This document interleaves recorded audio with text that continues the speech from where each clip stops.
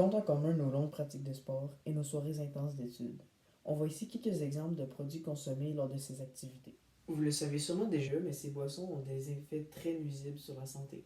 Ce travail propose d'abord des définitions pour bien comprendre les différences entre les boissons énergétiques et les boissons énergisantes. Ensuite, cet exposé va présenter les différents ingrédients pour les composer. La présentation traitera des effets nuisibles que peuvent avoir ces boissons. Les effets secondaires de mélanger des boissons énergétiques et énergisantes avec de l'alcool seront brièvement présentés. Ah oui, et finalement, les effets secondaires sur les sportifs seront présentés.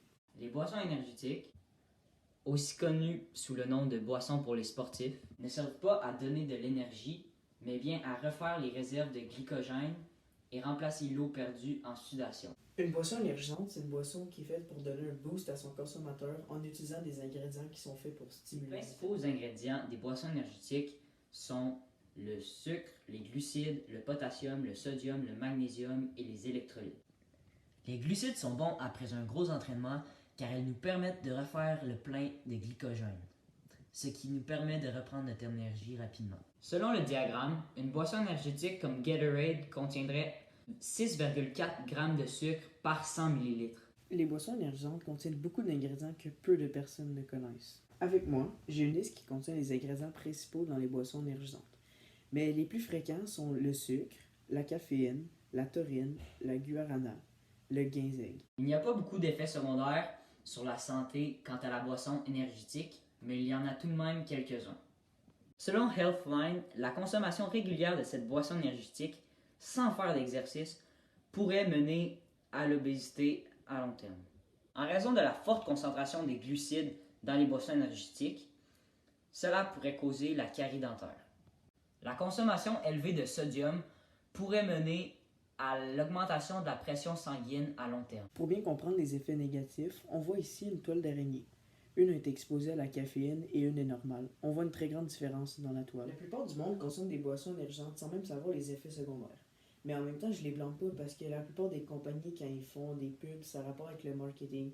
Ils parlent juste des effets positifs et ne mentionnent aucune fois les effets négatifs. Plusieurs études scientifiques ont découvert que les boissons énergisantes avaient beaucoup d'effets négatifs. Parmi ces effets, les plus importants sont crampes, changement de la pression artérielle, vomissements, maux de tête. Les deux effets secondaires les plus importants et dangereux sont problèmes respiratoires et même crise d'épilepsie.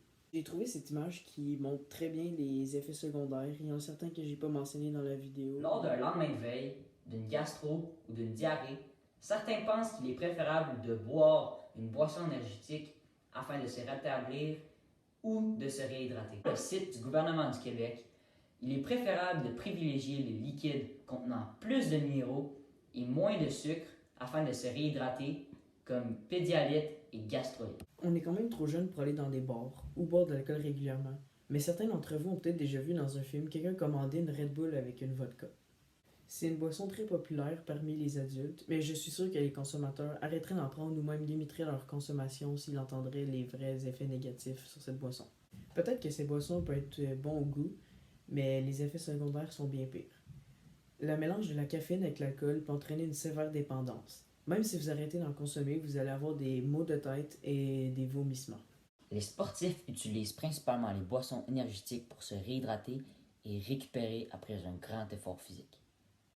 Pour un athlète, il est important de s'hydrater avant, pendant et après l'exercice physique, car seulement 1% de déshydratation peut causer 10% de baisse des performances. Par baisse de performance, on peut parler de diminution importante de la concentration, de la vigilance et des réflexes. C'est pourquoi les sportifs utilisent souvent les boissons énergétiques. Dans cette vidéo, nous avons vu la différence entre les boissons énergétiques et les boissons énergisantes, ainsi que les effets néfastes qu'elles peuvent avoir sur notre santé si elles sont consommées sur une base régulière. Ce qui est questionnant, c'est que les ventes des boissons énergisantes et énergétiques ne cessent d'augmenter. Pensez-vous qu'il serait important de réglementer la vente de ces boissons pour éviter les effets sur la santé à long terme? Mais dans le fond, tout le monde s'en fout.